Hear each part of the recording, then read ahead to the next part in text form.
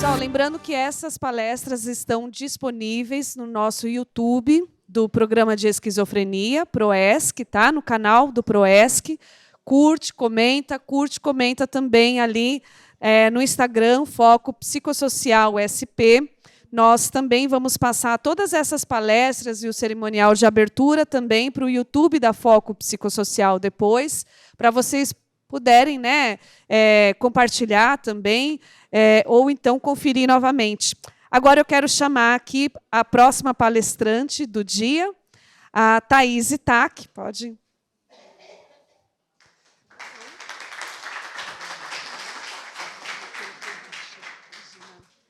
Para a gente é uma alegria tê-la também aqui conosco. Não vou fazer apresentações, vou deixar que ela mesma se apresente, porque eu acredito que isso já é uma boa parcela de tudo também que ela tem para trazer para nós. E estamos muito felizes com a sua presença aqui conosco. Uma boa palestra. Obrigada, viu, Lu? Mais uma vez, uma honra estar aqui e uma honra ter recebido o seu convite. Boa tarde já, né? Vocês não estão com fome, né? Eu espero que vocês tenham comido alguma coisa, porque fazer palestra nesse horário do almoço é cruel. Mas eu espero poder compartilhar com vocês aqui uma parte da minha história e da história do meu irmão, Tiago, que convive com esquizofrenia desde os 17 anos. Hoje ele tem 45. Então, eu vou contar um pouquinho da história dele aqui. E é um pouco da minha também como jornalista. Eu vou sentar para ficar igual a vocês, tudo bem aqui? Todo mundo me enxerga direitinho? Mas, para a gente ter um bate-papo, eu considero muito essa palestra um bate-papo com vocês e um compartilhamento de experiências para quem é familiar de pessoa com esquizofrenia. E, no meu caso, jornalista. Então, todo jornalista tem uma indignação muito grande, né, por conta de direitos sociais, direitos humanos. Eu escolhi ser jornalista, eu fiz faculdade, entrei na TV Globo numa vaga de estágio, né, eu prestei um concurso e eu trabalhei lá por quase 20 anos. Então, foram quase 10 anos no Profissão Repórter, do Caco Barcelos, e quase 10 anos na Globo News. Lá eu tinha a essência de sempre conversar de uma maneira muito profunda com as pessoas e pessoas que estavam vivendo dramas sociais, dramas humanos. Ou seja, todos nós, né? Todos nós temos um drama muito profundo, muito íntimo. Então, o meu papel era ouvir essas pessoas profundamente para que elas se expressassem, falassem sobre elas, sobre o que estava assolando a vida delas de alguma forma, e poder fazer uma reportagem para que outras pessoas conhecessem aquela realidade. Então, o jornalista ele tem esse propósito, é pegar uma realidade, ouvir e mostrar essa realidade para alguém. Porque, muitas vezes, as pessoas não alcançam todos os dramas que a sociedade vive, né? Então, eu fazia matéria, por exemplo, de trabalho análogo à escravidão no interior do sertão do Maranhão. Né? E é difícil a gente ir para lá.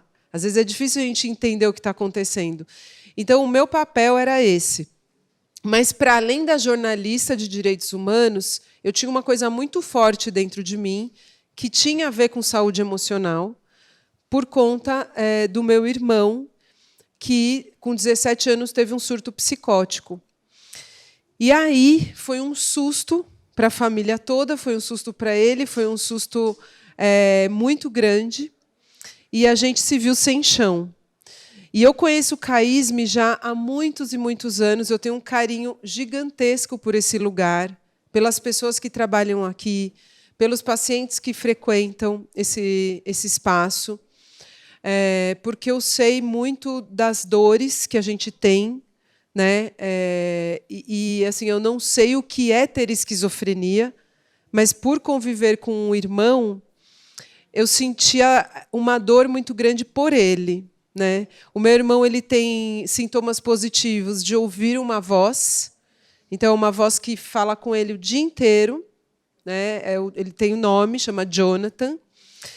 E ele tem que fazer uso de medicações muito fortes, com um número muito grande de comprimidos. né? Ele já precisou fazer eletroconvulsoterapia. Então, o meu irmão ele tem uma esquizofrenia considerada super refratária, ou seja, uma esquizofrenia mais grave, onde, às vezes, só a medicação não dá conta. E ele precisa fazer o uso do tratamento da eletroconvulsoterapia, que é um tratamento super estigmatizado, né? Onde as pessoas, onde a sociedade tem um preconceito enorme, mas que ele precisou. E foi muito importante para ele. Foi muito bom para ele fazer, ele melhorou muito. Eu trouxe aqui, eu não tenho uma apresentação como os outros palestrantes tiveram, mas é só para mostrar um pouquinho da nossa vida aqui, eu vou até levantar. Essa sou eu e o meu irmão, uma amiguinha, em Florianópolis. Hoje, meu irmão mora lá com a minha mãe. E a gente sempre teve uma infância muito saudável, né? A gente brincava muito. Eu falo que minha adolescência também foi muito perto do normal, com brincadeiras, né? Com muita zoeira com os amigos, com festa. Aí eu, perto dos 20 e poucos anos, já com o sonho de ser jornalista, né? Entrei no Profissão Repórter 1 ano depois que eu consegui a vaga de jornalista e fiquei lá por quase 8 anos com o Caco Barcelos, que eu considero um dos melhores jornalistas do Brasil. Ele tem um olhar humano assim impressionante e é uma pessoa que ouve as histórias sem julgamento, que eu acho que esse é o lugar que a gente tem que estar, né? Depois eu fui para a Globo News, onde eu fiz um jornalismo daquele diário, que eles chamam de hard news, que são as notícias do dia. É um lugar mais duro, assim, porque às vezes você tinha que entrar ao vivo, e aí a gente morrendo de medo de dar notícia naqueles 30 segundos, 1 minuto, 1 minuto e meio. Era diferente de contar histórias, né, assim, mais longas. Eu tinha que fazer um ao vivo mais rápido. E aí, depois de quase 20 anos como jornalista, tinha uma coisa dentro de mim que não estava encaixando mais na Globo. Eu queria poder estar mais nesse lugar da saúde emocional, do ativismo. Então, na Globo, eu era, acho que, a única repórter que conseguiu levar pautas de esquizofrenia para dentro da empresa. Então, eu fiz um documentário com pessoas que estavam presas e que um dos médicos psiquiatras que laudaram essas pessoas trabalhou aqui, o Rafael Bernardon. A gente é muito parceiro, né, em relação aos projetos audiovisuais. Eu também levei uma reportagem com pessoas com esquizofrenia que conseguiram um emprego, porque sempre que se falava de esquizofrenia era para dar notícia ruim, né? Ou que alguém matou alguém da família. Então, assim, muitas vezes as pessoas chegavam, quando eu falava que meu irmão tem esquizofrenia, falavam assim: nossa, ele é violento. E era horrível isso para mim, porque eu falava assim: o meu irmão não mata nem uma formiga. Ele é uma das pessoas mais amorosas que eu conheço. Então, eu sentia o estigma, eu sentia preconceito comigo também, como irmã de uma pessoa com esquizofrenia. É muito difícil levantar uma pauta de uma pessoa que vive com uma deficiência mental no jornalismo. É muito difícil. Você precisa do dia, você precisa do mês, da semana. Por isso que é tão importante o Dia Nacional da Pessoa com Esquizofrenia, o Dia Mundial, que foi ontem. Exatamente. Eu postei um vídeo do meu irmão no meu Instagram. Depois eu vou mandar para vocês o meu Instagram para vocês verem. E aí eu comecei a falar mais sobre isso lá. Inclusive, quando nas reuniões de pauta as pessoas falavam assim: ai, isso aqui está muito esquizofrênico. Na hora eu parava. O que é esquizofrênico para você? Porque se tornou um adjetivo, né? Então, aquilo me doía muito. Quando alguém falava uma coisa assim, eu já ficava brava. E aí eu falava, eu não quero ser a chata, mas eu preciso fazer com que as pessoas entendam que isso não é um adjetivo. É o nome de uma doença, e essa doença é uma doença muito cruel. Essa doença, infelizmente, fez com que a vida do meu irmão perdesse qualidade constante. Muitas das pessoas que eu conheço aqui que têm esquizofrenia, nossa, eu olho para essas pessoas, por exemplo, como a Bárbara, eu falo: nossa, como eu queria que meu irmão tivesse com esse discernimento que a Bárbara tem. Hoje ele está em sofrimento profundo, né? Então, quando alguém falava, isso é esquizofrênico, eu parava a reunião de pauta e falava, vamos lá. O meu irmão tem esquizofrenia, ele sofre muito com essa doença, e essa doença é muito estigmatizada, começando pelo nome que se tornou pejorativo, que é o que vocês estão fazendo aqui. Então, eu era essa pessoa lá dentro. E defendia as pautas. E aí teve uma vez, eu vou contar aqui uma história de preconceito, assim, de falta de consciência do uso do nome. William Bonner, todo mundo conhece. Ele estava fazendo a cobertura das eleições para a presidência. Então, vocês imaginam a audiência que a Globo tinha naquele momento. E aí ele cometeu um deslize ele estava fazendo os cálculos, né, da somatória de votos, né, do percentual, e aí ele cometeu um deslize e falou assim, nossa, gente, eu errei, eu acho que minha esquizofrenia que não deixou eu acertar.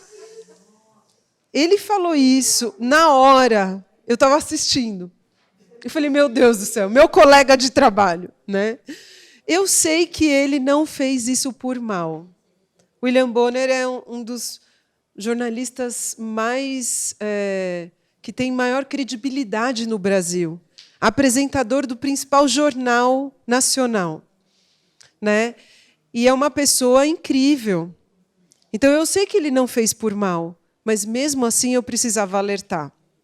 E aí eu mandei um e-mail para ele, contando a história do meu irmão, mandei a foto do meu irmão, falei o que era a doença, falei que, quando ele disse isso ao vivo, ele feriu milhões de pessoas. E milhões de pessoas que convivem com esquizofrenia e pessoas que são parentes de pessoas que convivem com esquizofrenia. Na hora, ele se sentiu totalmente envergonhado e ele se colocou à disposição de se retratar. E ele fez isso em rede nacional. Então, eu tive essa movimentação como jornalista lá dentro, para um colega de trabalho, né? A AME foi acionada, né? A Sara conseguiu fazer uma reportagem, falou com o Bonner, depois fizeram uma reportagem no Fantástico. Ou seja, para a gente movimentar uma pauta como essa, gente, no jornalismo, é extremamente difícil. E eu fiz isso porque eu tenho na família.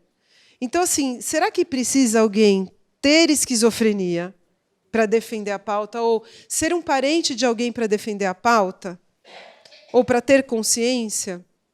Às vezes a gente acredita que sim, né? Então, se eu tenho essa proximidade com a esquizofrenia, com uma doença psicossocial em casa, cabe a mim falar, né? Então, eu comecei a me expressar e a me colocar mais. E é uma coisa que eu trago muito para vocês aqui. Muitas vezes a gente começa a se esconder, a gente fica com vergonha de falar, né? E eu estou aqui para dizer para vocês que o poder da fala ele é extremamente importante nos nossos dias.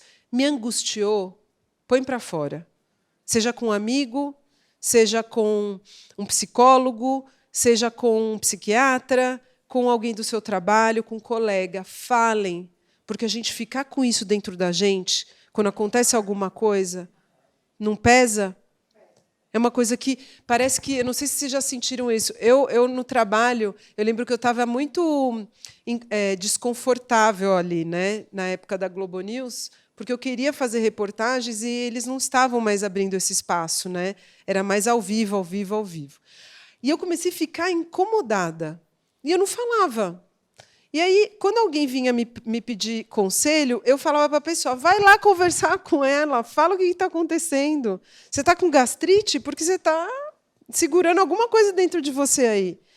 E, às vezes, as pessoas ouviam meus conselhos, iam lá, falavam, resolviam, e dava certo. Eu estou falando para essa pessoa fazer, não estou fazendo comigo?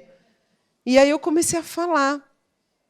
E hoje eu sou uma das maiores defensoras da gente verbalizar o que a gente está sentindo, porque a saúde emocional começa com isso. Primeiro, eu olho para o que está acontecendo dentro de mim, eu percebo, tem alguma coisa estranha aqui, tem um sentimento que está me apertando. Ou é o coração, ou eu estou com uma coisa no estômago, eu estou com um incômodo. Preciso falar. E quem tem uma doença mental, quem vive com uma doença mental, no caso do meu irmão, eu posso dizer, ele fala, ele começou a falar. Isso está me incomodando, eu não quero estar aqui, está com barulho. Ele não suporta ir no shopping. E, às vezes, minha mãe insiste em levar ele. Aí eu falo, mãe, você não aprendeu ainda? Quando chega lá, ele começa a ficar, eu quero ir embora, eu quero ir embora, eu quero ir embora. E ela briga com ele porque ele quis ir embora. Aí quem que está mais doente aqui, né? Porque a família adoece também, né? E eu me tornei ativista porque isso começou a ficar muito mais forte na minha vida. Essa vontade de falar sobre a minha história. Então, esse é meu irmão Tiago, essa é minha mãe Carmen, esse é meu pai Saulo e eu. A gente perdeu o meu pai. Eu falo perdeu, mas, na verdade, eu não perdi, né? Mas a gente se separou dele. Ele faleceu em 2008 de uma pancreatite aguda em um dia no hospital. Foi muito rápido. E foi um choque para a nossa família. Eu fiquei muito preocupada com o Tiago na época, porque eu falava, meu Deus, agora ele vai ter um surto, ele vai ficar em crise, porque ele era super apegado com meu pai, ele morava com meu pai e com a minha mãe, eu já morava aqui em São Paulo. E quando eu entendi que esse assunto na nossa vida ele era muito forte, ele precisava ser verbalizado, eu entendi que eu precisava contar as histórias, né? Para entender as minhas próprias histórias, né? E como jornalista, eu sou contadora de histórias. Essa é uma história que eu contei com meu marido, Luiz Paes, no interior do Maranhão, de pessoas que foram resgatadas do trabalho análogo à escravidão. Eu ouvi muitas histórias por quase 20 anos dentro da TV Globo, né? E essa foi mais uma. Esse lugar de escuta, eu ouvi aqui pessoas que estavam dando palestra antes falando sobre a gente ouvir o outro, né? E a gente também dar espaço para o outro falar. O quanto isso é importante, o quanto isso conecta. Esse sempre foi o meu lugar, de ouvir, por exemplo, uma líder de comunidade, uma favela que fica próxima à região da Vila Mariana e que precisa contar das histórias que acontecem ali. Aqui é dentro de uma penitenciária feminina da capital, aqui em São Paulo, onde eu estava ouvindo uma mulher que cumpre pena no sistema, né, uma reeducanda, que está trabalhando com costura. Lá eles têm, né, elas trabalham lá dentro da penitenciária. E esse lugar de escuta, ele sempre foi para mim um lugar que me dava a oportunidade de conhecer a vida de outras pessoas e dava a oportunidade das pessoas de se expressarem e de falarem sobre suas próprias vidas. Então, eu comecei a entender que, quando a gente elabora a nossa história, a gente está fazendo um bem enorme para a nossa saúde emocional. Quando você conta... Qual que é seu nome? Elvis. Quando você conta, Elvis, dos seus desafios, quando você conta o que você sente, quando você conta o que você precisa fazer ou a vida que você tem, você vai elaborando uma historinha tua. E essa elaboração da tua história vai te ajudando a entender sua própria vida. Só que outras pessoas que estão aqui e que têm o mesmo problema que você, quando elas te ouvem, elas também conseguem elaborar a história delas. Porque, muitas vezes, estava faltando uma peça na história delas, que você tem. Então, o quebra-cabeça que você fez e que você montou da sua vida, e a outra não conseguiu, ela tira uma parte do seu quebra-cabeças e põe no dela. Só que ela não vai tirar a sua parte, não. O seu já está ali completinho. Então, o fato da gente ouvir com coração, sem julgamento. Eu fiz matéria dentro da penitenciária. Eu perguntava o crime que elas cometeram? Não, não me interessa. Me interessa só ouvir o que elas precisam dizer. E muitas vezes elas falavam, eu não suporto o julgamento das pessoas. Né? Hoje eu tenho um projeto para trabalhar lá dentro da penitenciária, porque eu criei um projeto chamado A Gente por Dentro. A gente precisa falar da gente. Então, quanto mais a gente fala, melhor para a gente, melhor para o outro. Faz mais sentido para a gente construir nossa história, faz mais sentido para o outro construir também a história dele. Então, por quase 20 anos, eu fiquei nesse lugar, né, de escuta. Só que aí chegou o momento que eu voltava na minha família. Eu falava, eu preciso contar a história da minha família, a minha história. Eu quero poder compartilhar mais. E dentro da TV era um pouco mais difícil para mim. Porque, como jornalista, a gente tem coisas que a gente pode falar, que não pode. Aí a gente também fica inseguro. Será que eu posso ser ativista e jornalista e trabalhando numa grande emissora? Várias inseguranças passaram dentro de mim. Mas o lugar de contar a história da minha família começou a ficar mais forte e mais forte. E aí eu quero só dar um passo para trás aqui e voltar um pouco na minha história, porque quando a gente conta a nossa história, a gente tem que entender que ela começa na infância, não é? Vocês lembram de quando vocês eram crianças? E o que aconteceu com vocês quando vocês eram crianças? Eu imagino que vocês devam lembrar de coisas muito lindas e também de coisas muito tristes. Não sei se todos aqui tiveram uma infância perfeita.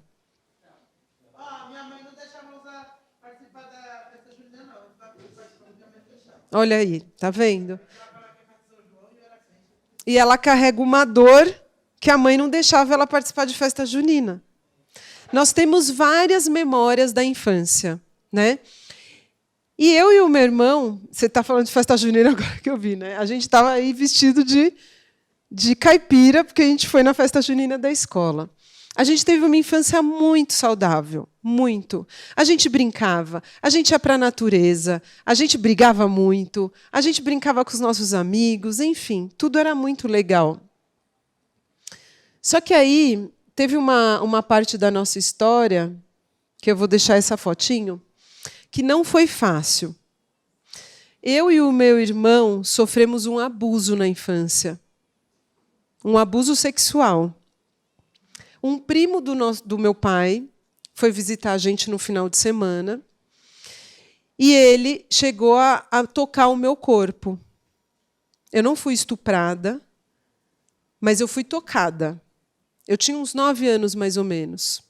Eu conto essa história num TEDx, que eu pude ter a chance de me expressar nesse TEDx. Eu fui convidada para falar sobre o poder da fala. O que significa a nossa vida quando a gente começa a falar. Quando eu fui abusada, eu senti muita vergonha. Eu não tive coragem de contar para minha mãe nem para o meu pai. Mas, na sequência, eu tive coragem de contar para uma amiga.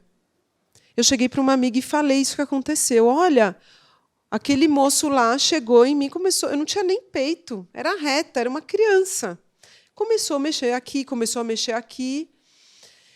E eu travei, só que eu consegui sair correndo. E minha amiga veio falar, meu Deus, Thaís, o que aconteceu? Como é que você está? A gente era muito amiga. Só que eu consegui contar essa história, eu tirei de dentro de mim aquela história.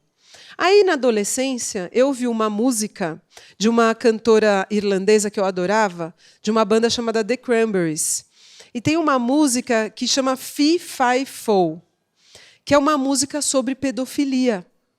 E eu gostava de traduzir as letras porque eu cantava. Uma época da minha vida eu tive uma banda. E aí ela cantou uma música que eu comecei a traduzir e era mais ou menos assim, em inglês, né? He smells... como que era? He smells his body, and he makes her sick to her mind. How could you get satisfaction from the body of a child? You're vile. Essa parte é, como que você pode ter satisfação com o corpo de uma criança? How could you get satisfaction from the body of a child? You're vile, seu vilão. You're sick, seu doente. Então, quando eu ouvi isso, eu falei, pronto, esse cara era pedófilo. E eu entendi o que tinha acontecido. Eu comecei a elaborar a minha história. Com 17 anos, meu irmão teve um surto psicótico. Só que uma semana antes dele surtar, ele foi contar para uma amiga da minha mãe que ele tinha sido abusado na infância. E eu não sabia, e ninguém sabia. E ele tinha sido abusado pelo mesmo homem que tocou o meu corpo. Só que o meu irmão não contou isso para ninguém. Ele não contou isso nem para a psicóloga de anos que ele fez na infância, porque ele passou a se tornar uma criança muito quietinha, e a gente não sabia o que estava acontecendo. E aí, na adolescência, ele virou uma panela de pressão. Ele explodiu e teve um surto. Pouco tempo depois, foi diagnosticado com esquizofrenia. Eu sei que a esquizofrenia, ela tem uma parte dela que ela é genética. A gente tem um gene que pode facilitar a gente adquirir ou desenvolver essa doença. Isso pode ser provocado pelo meio ambiente. Às vezes, o uso de droga, maconha, no caso, não são nem outras drogas. A maconha pode desencadear a esquizofrenia. E também um trauma na infância. Então, olha só, a gente começa a elaborar e construir um quebra-cabeça. Por que o Tiago teve um surto? Né? E a gente foi pensando, nossa, aconteceu aquilo. Na época, minha mãe falava, por que vocês não contaram? Mas, às vezes, a criança não vai falar, gente. São os pais que precisam ver se tem alguma coisa errada acontecendo. Então, no caso do meu irmão, o desenvolvimento da esquizofrenia, a gente acredita muito que partiu, primeiro, que começou lá na infância, no abuso que ele teve. E quando eu falo do poder da fala, gente, é por causa disso, porque ele não contou para ninguém, ele guardou com ele um trauma. Claro que a gente não pode culpar o Tiago, mas a gente entende agora, quando a gente guarda uma dor muito grande, que essa dor não tem que ficar aqui dentro guardada. Ela precisa sair. Eu contei essa história, eu elaborei na adolescência. Graças a Deus, eu não tive dificuldades com a minha sexualidade na adolescência. Eu comecei a namorar com 15 anos, foi aquela coisa de filme, né? Deu meu primeiro beijo num parque de diversões, sabe? Tive os namorados. Hoje tenho 2 filhos, um de 12 anos, um de 3 aninhos. Né? Me desenvolvi muito bem na profissão como jornalista. Mas tudo isso porque eu acho que eu comecei a falar, porque talvez pudesse ter acontecido comigo, porque o gene do meu irmão também está em mim. Né? Então, aqui, gente, eu estou falando sobre o poder da fala, porque ela é tão importante para que a gente possa se desenvolver. Quando meu irmão iniciou o tratamento, a gente começou aqui em São Paulo e depois meus pais resolveram mudar para Florianópolis. E aí ele tomava medicação, ele estava indo bem e começou a procurar emprego. Agora eu venho para cá, para o nosso assunto sobre inclusão. Eu sei que o que eu contei aqui é impactante, mas está tudo bem, gente. Hoje eu falo isso com o coração muito leve, sabe? Mas eu exponho isso porque eu sei da importância de expor um assunto como esse. Mas, voltando para cá, quando meu irmão precisava de trabalho, ele não estava conseguindo emprego. As pessoas sabiam que ele tinha uma deficiência. A gente também tinha dúvida se falava, se não falava. Né? Como que ele ia começar a trabalhar? E aí, o que eu fiz? Aí a gente começou a perceber que ele não estava conseguindo. Ele batia nas portas, entregava currículo. E assim, ele sempre foi muito solícito. O Tiago, para mim, é a pessoa... Eu falo para ele, quem te contratar vai ser uma pessoa tão sortuda, porque você tem todos os valores humanos que um ser humano precisa, sabe? De bondade, sabe? De colaboração. Ele é muito querido. Então, eu falava para ele, olha, fica tranquilo. Só que eu não aguentava. Eu falei assim, eu vou tentar ajudar. Ele foi em Florianópolis tentar trabalhar nesse supermercado, chama Bistec Supermercados. Tá? Foi exatamente essa unidade. Eu peguei essa foto porque Agora eu acho que está bem grande, mas na época não era tão grande assim. O que eu fiz? Eu ajudei o meu irmão a escrever uma carta para o supermercado para ele conseguir, para ele tentar essa ajuda, né? Então a irmã lá se interferindo para ajudar. Olha lá, em 2009, isso. Oi, Ti, porque ele tinha feito uma carta com a ajuda de alguém. Aí eu fui tentar ajudar ele a melhorar essa carta. Oi, Ti, gostei da cartinha. Eu fiz algumas alterações daquelas que conversamos, como dizer a verdade, porque a primeira carta, alguém falou para ele colocar que ele tinha um transtorno leve bipolar. Aí eu, opa, não. Eu acho que não vale a pena a gente mentir, né? A gente acabou de ver numa palestra aqui, não precisa disso, né? A gente precisa ser incluído do jeito que a gente é, né? Então, como dizer a verdade? Por isso é muito importante para qualquer empresa que for te contratar, tá? Dá uma lidinha, salvei em outro arquivo que segue em anexo. Mil beijos, saudades, te amo muito. Saiba que você está em meu coração e em minhas orações todos os dias. Um grande beijo. A carta foi essa aqui. Prezado entrevistador, meu nome é Tiago Correia Itaqui e sou portador de necessidade especial. Tenho esquizofrenia num grau muito leve, na época era mais leve. Moro com a minha mãe e faço um tratamento muito eficaz, com isso consigo levar a vida de forma mais normal possível. No momento estou precisando muito de um emprego e conto com a compreensão de vocês, mesmo sabendo da minha necessidade especial. Há 1 ano eu perdi o meu pai e preciso trabalhar para complementar o orçamento da casa. Minha mãe ganha uma pequena pensão que não é suficiente para todas as nossas despesas. Sou uma pessoa humilde, honesta, leal, prestativa, amiga e sonho em crescer profissionalmente. Já tenho carteira de trabalho e algumas experiências, conforme meu currículo anexo. Manifesto a minha admiração pelas pessoas que nos veem como cidadãos capazes, incluindo-nos na sociedade produtiva. Fico, então, no aguardo de uma futura oportunidade de entrevista. Agradeço a atenção desde já. Atenciosamente, Tiago.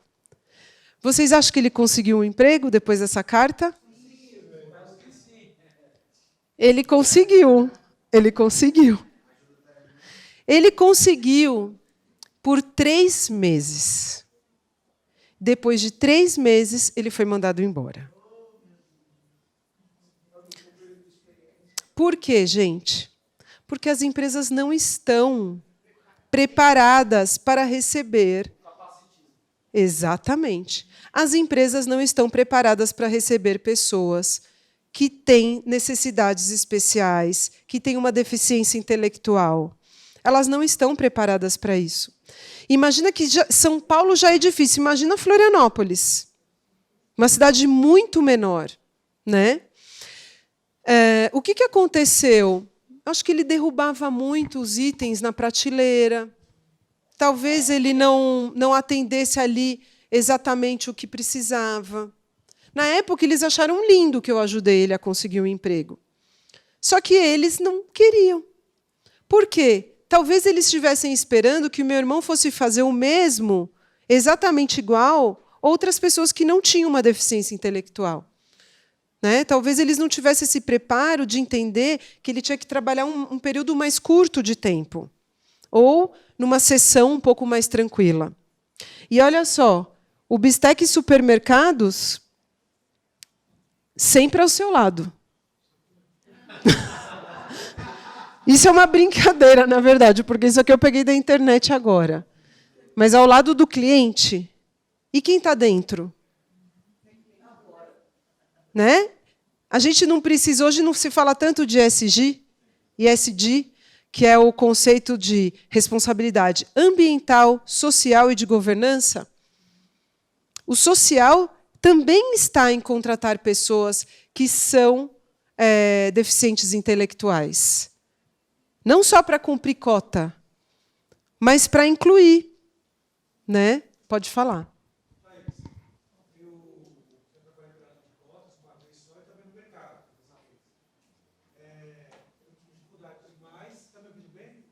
Eu tô. Todo mundo me ouvindo bem? E eu... foi a primeira vez que eu trabalhei por cotas. Eu não precisei de adaptação, mas... Isso é uma observação minha.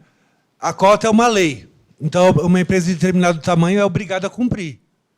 mas não é dado meio para a pessoa que entra, então entre adaptação, verificação das necessidades reais daquela pessoa, tudo. Isso não é verificado porque você vai parar no exato mesmo posto de trabalho que qualquer outra pessoa. Isso é ruim, isso é bom? Bom, a gente viu uma palestra agora sobre equidade, né? Na contratação. Eu não sei se estava todo mundo aqui, não sei se todo mundo pegou o contexto. Você fala de falar muito do tratamento da esquizofrenia é falar. E você deve saber. É até a maneira da pessoa esquizofrênica se automedicar. Parar de ver o que está acontecendo dentro, que é uma vivência muito íntima dela e existe, ali no pensamento dela, e se concentrar para fora. Você está dando voz, talvez auxiliando nessa mudança de comunicação, que pode gerar justamente esse tipo de adaptação. Esse comentário não é meu, eu não tirei ele da minha cabeça, mas você está escrito que ia falar sobre saúde emocional, né? E você fala de falar, não tem ninguém que escute numa empresa. Eu trabalhei no Carrefour. Em outros lugares também, pela lei de cota no Carrefour. De forma que é um assunto evitado e um assunto ignorado. Porque, de verdade, ainda tem... Falar preconceito é a palavra correta? É um não tabu, sei se posso dizer é um isso. tabu e tem preconceito tabu. junto, né? Um tabu é melhor. Eu estava procurando uma palavra mais correta, mas acho que é tabu. Então, eu concordo com você na hora que você fala que deveria ter adaptação dentro das empresas, sim. Não adianta cumprir a lei, e não é a única lei, nem o único direito que existe social, que existe no papel e não existe aqui entre nós e na vida real, né? Eu gosto muito das coisas que você fala, a gente conhecia da TV, né? Uhum. Mas eu não sabia que você era ativista até pegar o panfletinho e fazer inscrição aqui. Bom? Qual que é seu nome? Meu nome é Alexis. Alex, obrigada, viu, pela sua contribuição. Foi muito importante te ouvir, viu? Licença, tá aí. Eu me chamo Suelen, né? E eu tenho paralisia cerebral e esquizofrenia também. Mas, na verdade, a gente vê a esquizofrenia não é muito falada. As pessoas ainda têm preconceito porque tem medo de falar que o filho tem esquizofrenia, transtorno bipolar. E, assim, a gente ainda vê pessoas chegando no ponto zero, né? De tentar se matar, de fazer o ponto zero mesmo, de se matar mesmo. E isso, as palestras é boa porque a gente tem que ajudar o filho e aceitar que ele tem a esquizofrenia. Muitos pais não querem falar que o filho está com esquizofrenia e não quer procurar tratamento. Esconde e aí fica mais difícil para ele, né? Exatamente. E para a família também, que quando ele chegar no ponto zero mesmo da esquizofrenia e vai ser internado, a família não quer saber. A própria família tem o preconceito de divulgar para aprender a acolher, que hoje também tem um centro de convivência, o SECA, Menino, e as pessoas têm preconceito mesmo. O filho tem esquizofrenia, não vai falar, vamos buscar tratamento, melhora psicólogo e tal. Mas as pessoas ainda têm um preconceito com deficiência, que tem transtorno bipolar, mental, né? E a importância de os pais aceitarem para poder ajudar os filhos na sociedade, né? Suelen, fundamental sua fala. Exatamente. O preconceito começa dentro de casa. Isso. Dentro da própria família. Esconder, né? Que os filhos têm um problema e não aceita. É difícil para a gente, né? A minha mãe várias vezes já falou. Existem Tá ligado o microfone?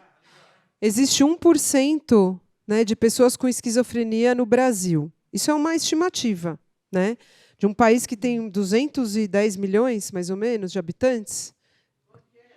220 agora já? São 2 milhões de pessoas no Brasil que têm esquizofrenia. O mesmo tanto de autista é o de esquizofrenia. Olha aí. Mas só pregam o autismo. Eu sei. Por causa do tabu e do preconceito. Então, 2 milhões de pessoas com esquizofrenia no Brasil. Como é que a gente não tem que falar sobre isso? E, quanto mais a gente falar nesses encontros, numa palestra, né, num congresso, numa roda de conversa, num grupo de apoio, isso salva vidas. Falar salva vidas. A gente expor nossos sentimentos salva a nossa própria vida e salva a vida de outras pessoas. Então chegou um momento que eu precisava falar, porque eu sei que a minha história não é só minha. Sim. História de abuso, gente. Eu não conheço uma amiga, de verdade, que não foi abusada na infância. É muito comum.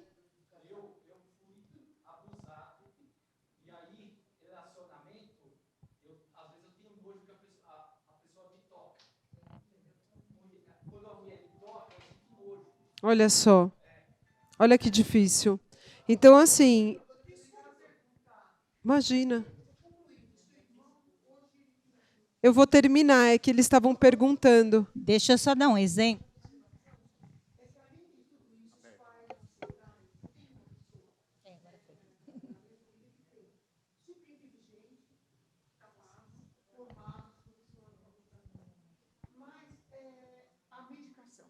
A medicação, os médicos não divulgam que existe uma medicação chamada Invega, Sim. que deixa a pessoa normal. Depende. Invega. Depende então, da pessoa. Os psiquiatras não divulgam, porque ela é caríssima, vem da Bélgica. É. Então, dão um monte de medicação, que isso também atrapalha a saúde da pessoa que tem esquizofrenia, porque são medicações que realmente têm efeitos colaterais muito difíceis. Uhum. O Invega, não. O Invega você toma uma vez por mês, ou cada 3 meses, ou cada 6 meses, mas só que o custo é alto custo, R$18 mil. Não, é um absurdo. Então, é o seguinte, alguns convênios cobrem, o SUS não cobre, que deveria cobrar, porque pega tanto imposto da gente aqui no Brasil. Então, os psiquiatras não divulgam. Então, para você descobrir que existe essa medicação, como eu acabei descobrindo assim, por intermédio de uma amiga que tomava, jornalista, ela trabalhava no estado de São Paulo, normal. E como que pode, com esquizofrenia, trabalhar, né? Qual o seu nome? Meu nome é Carmen. Então, Carmen. eu queria divulgar essa medicação. Tá. Quem pode tomar, quem não pode, vai em busca disso, porque deixa a pessoa normal, não tem efeitos colaterais. Carmen, eu vou precisar te interromper, desculpa. Imagina. Além de tudo isso, eu sei de que você... inclusão social, de tudo, mas eu sei que... é importante falar também. Sim.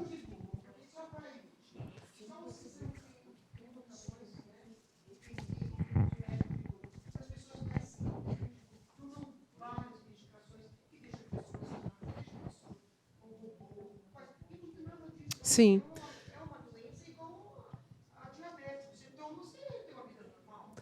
Não, a Carmen... Sim. Não, eu te agradeço pela contribuição, mas o Invega, por exemplo, o meu irmão tomou e não funcionou com ele. Então, depende muito. Acho que medicação é algo que o psiquiatra precisa prescrever.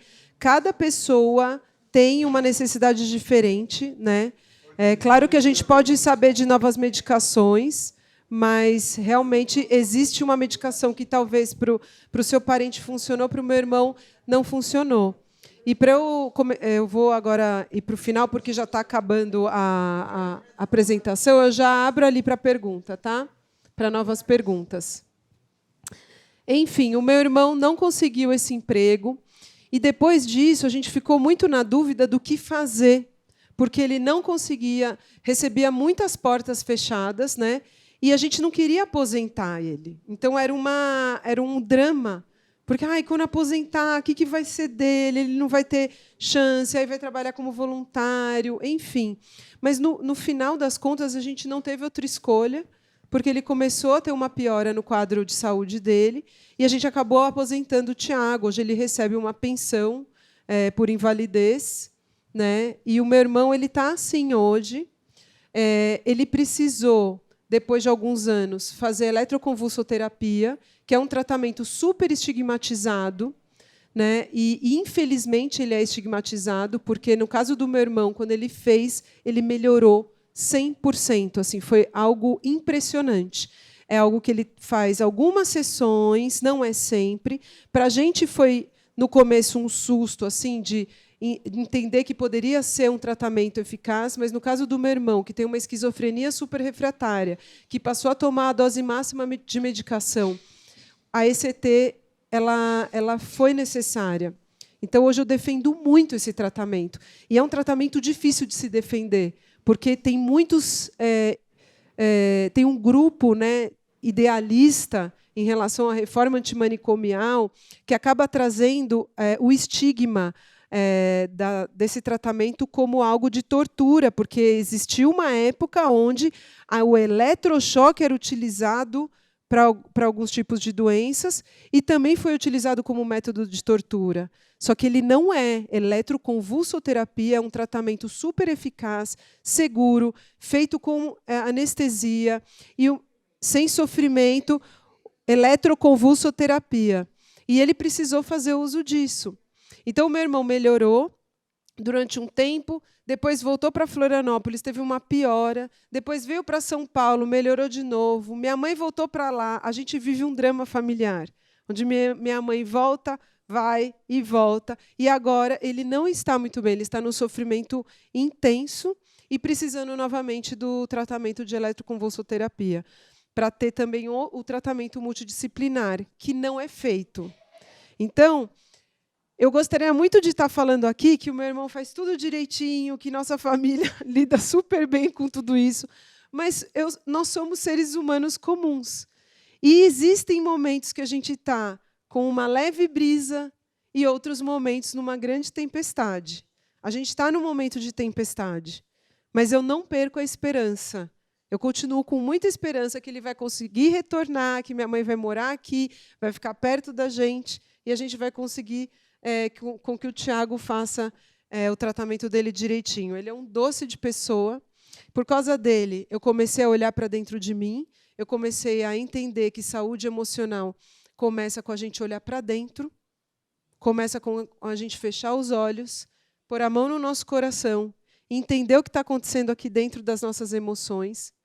E para dizer para vocês que a nossa história é um guia. A nossa história, o nosso roteiro de vida é um guia para a gente, né? E a minha história me guiou para eu estar aqui com vocês. Quero agradecer muito por vocês me ouvirem. Muito obrigada, viu?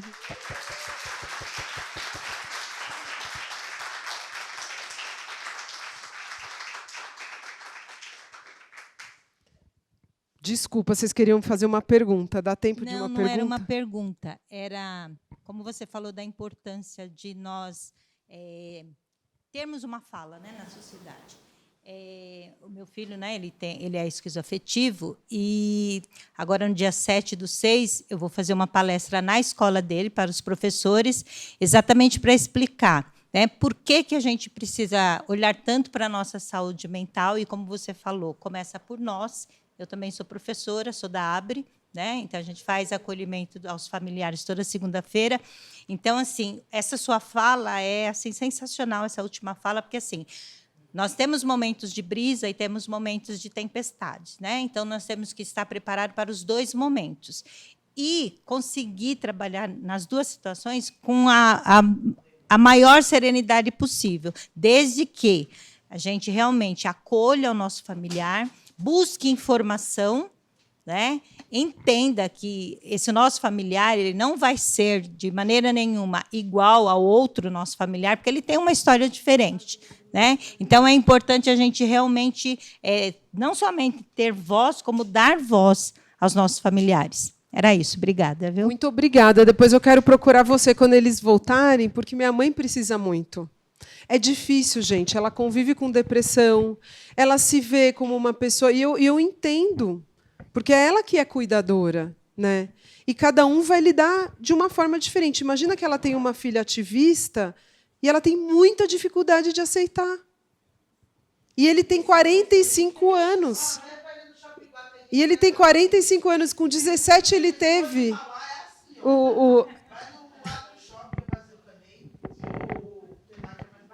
Eu quero... Não, eu não acho que não está aqui.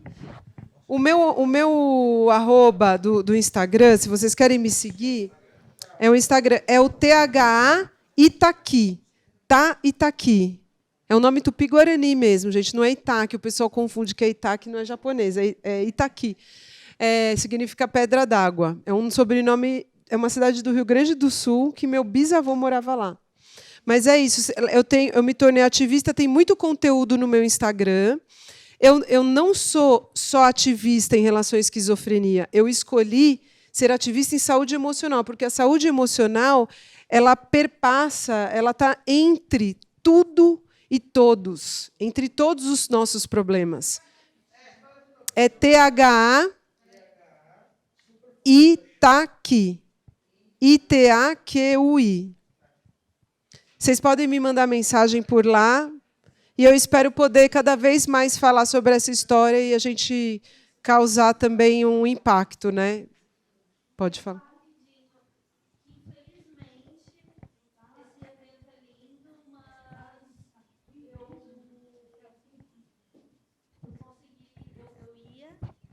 Em hospital de dia psiquiátrico, eu fiz 5 anos de tratamento, eles me deram alta, falaram que eu poderia viver minha vida normalmente, só que tinha que fazer tratamentos, né, como todos nós aqui, que é crônico.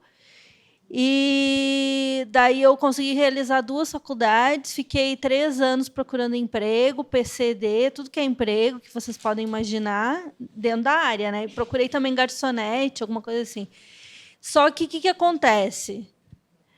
Nós, pelo menos eu, tem uma disfuncionalidade. Então, nesse modelo que você vai numa entrevista de emprego, tem milhões de pessoas lá que tem um desemprego, acho que é estrutural, que chama, muito grande. Daí, você ainda é uma pessoa mais lenta, que tem problema de relacionamento, não consegue conviver muito. Daí, eles vão pensar assim, isso aí não vai me gerar lucro, isso aí vai me gerar um custo, assim. A pessoa pode ficar doente, a pessoa pode ter que se afastar. Então, a solução que eu e a minha família demos foi que nem do seu irmão, de aposentar, porque o que adianta, né? E daí, ou eles se contratam, eles, pelo que eu já ouvi, colocam em cargos de arquivo, coisas que não têm muita responsabilidade, não tem credibilidade, tem o bullying, assim, o estigma, que nem o jornalista William Bonner, sem querer, porque é senso comum. Então, desculpa, eu não queria falar isso.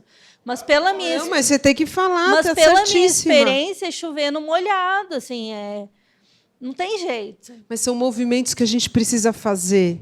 Esses movimentos que estão acontecendo aqui, eles são muito necessários. Porque, por exemplo, o grupo de familiares com pessoa, né, de filhos autistas, eles se organizaram, eles chamaram atenção. Então, a gente precisa se unir cada vez mais. Né? Eu sei que são problemas diferentes, mas assim, todas as ações que são feitas em prol da inclusão, elas são necessárias, elas precisam continuar e a gente não pode desistir. A gente sabe que é um trabalho de formiguinha. Eu também já pensei assim, não tem jeito, aí, vai ficar assim mesmo. Né? Mas, assim, não dá para desistir. E a história do meu irmão, hoje eu falo, ele é minha maior motivação. Por causa dele, eu vou fazer muito barulho, muito movimento. Estou entrando nas empresas para falar disso. Né? Então, eu acho que falta a gente também ter esperança para conseguir as coisas. Né? Mas obrigada pela sua fala, viu? Eu acho que meu tempo... Eu queria tirar uma foto com vocês. Vamos? Deixa eu pegar meu telefone aqui. Peraí. Eu vou fazer essa selfie, que é legal, né?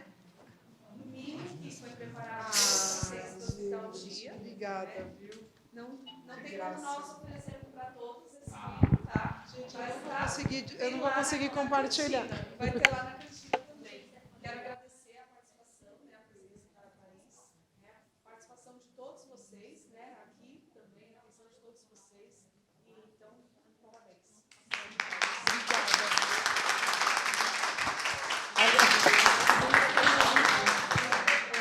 A Lu já está me ouvindo assim desde ontem, porque a gente foi na Câmara Municipal para um evento muito importante que ela liderou.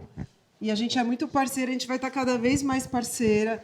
A Lu já deu entrevista para a Globo News, para a Globo. Assim, ela via a dificuldade que eu tinha em fazer pauta sobre esquizofrenia, mas é um pessoal que é muito guerreiro, gente. Então, a gente tem que valorizar muito esses movimentos que estão acontecendo aqui e esse congresso, sabe, essa feira que está trazendo oportunidades que a gente precisa divulgar.